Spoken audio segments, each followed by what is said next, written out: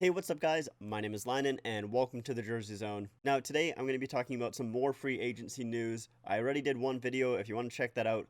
Link is in the description down below, as well as just my previous video. But this will probably be my last video of free agency for this year. The two players who I was waiting to sign have signed their deals. There are still a couple of guys who have gone unsigned as of right now, so I might make another video, but as it stands, this will probably be my last video. Once again, I'll try and keep this as short as I can, but anyways, let's get right into it. First off, one of the guys that I was waiting to sign is Taylor Hall. He signs in Buffalo for a 1-year, $8 million contract. So I like this a lot for both Buffalo and Hall. I'm sure Hall is happy about getting a load of money. Apparently, he was only being offered around $5 million for a couple-year contract on other teams. So him going to Buffalo, he'll play with Jack Eichel.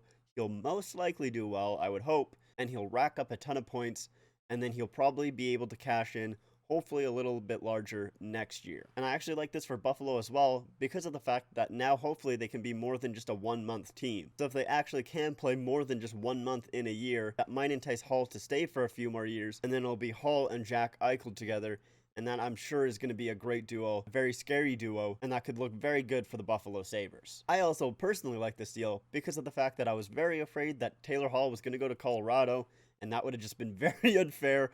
I wouldn't have liked it, so I'm kind of glad he went to Buffalo, although kind of not because I'm a Leafs fan, and if Buffalo starts doing good, I don't really want that, so we'll see how it goes. Next up, we have Pietrangelo going to the Vegas Golden Knights. Now, we kind of knew this for a little while there. Once Toronto got Brody and St. Louis signed Krug, it was pretty likely that he was going to go to Vegas. Now, Vegas did have to pay a price to sign Pietrangelo, and I'll talk about that after Pietrangelo here, but it's a pretty big contract for Pietrangelo.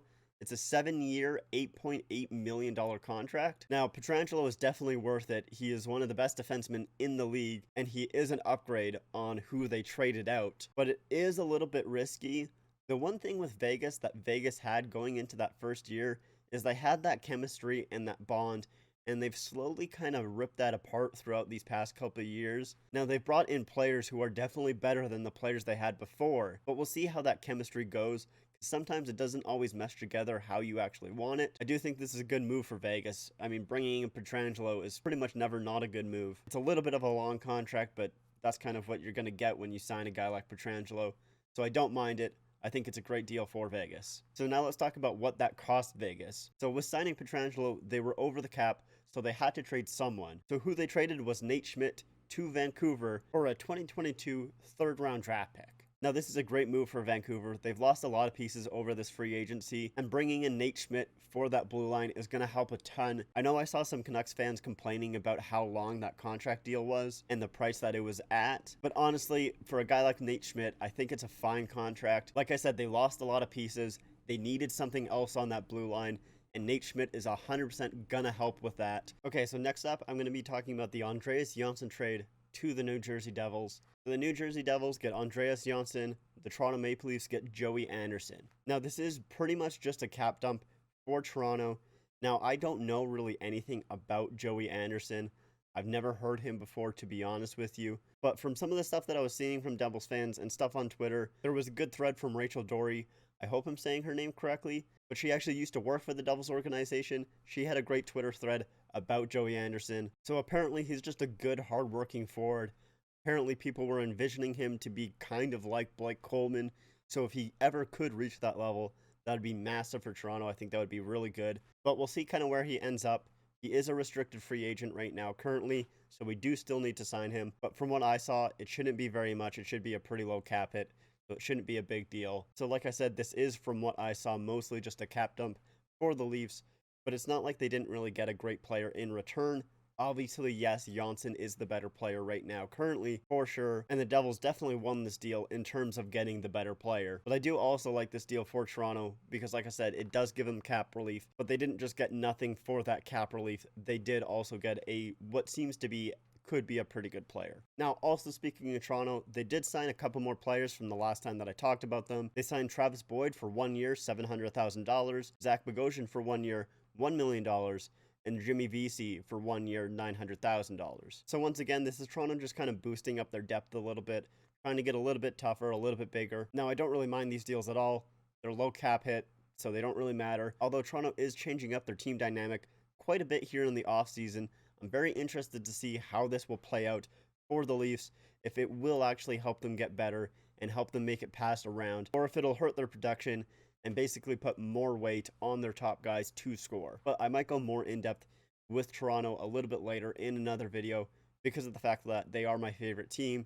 So I do kind of want to talk about them definitely before the season starts. So I actually might wait a while until almost before the season starts before doing that video, especially because of the fact that I don't think Toronto is still done. Like I said, they still need to sign Joey Anderson. They need to sign Ilya Mikheyev, who filed for arbitration, and they need to sign Travis Dermott. So they still have some things to do. I'm not sure what they're going to do.